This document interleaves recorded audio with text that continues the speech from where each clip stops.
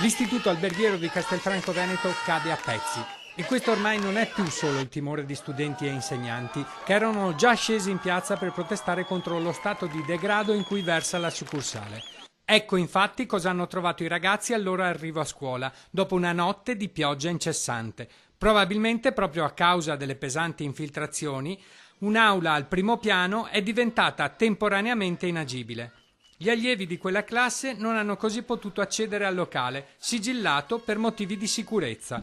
Ma nel giro di pochi minuti la voce si è sparsa nel resto dell'edificio, sicché tutti i 330 alunni si sono rifiutati di entrare a fare lezione e si sono incamminati fino al municipio, per denunciare lo stato di fatiscenza del Ricati anche all'amministrazione comunale. Questa mattina siamo entrati, abbiamo trovato i secchi in mezzo al corridoio perché l'acqua cade dal muro, c'è la muffa, non riusciamo a stare dentro e siamo uniti al gruppo per protestare contro la scuola e contro questo degrado.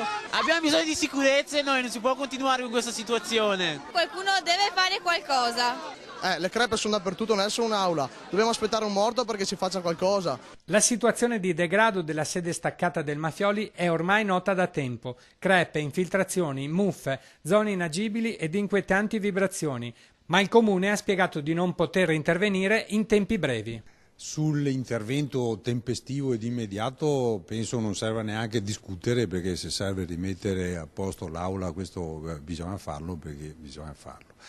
Sulle prospettive future ci sono dei problemi a livello non di Castelfranco Veneto ma a livello nazionale, perché è dal 2008 che la politica blocca le azioni amministrative della provincia. Noi dialogheremo anche nelle prossime ore con la provincia, perché l'unico sistema per risolvere i problemi immediati anche dell'alberghiero sarebbe quello di mettere a disposizione eventualmente dei locali del comune. Il problema però resta. Sì, ma voi domani andrete a scuola?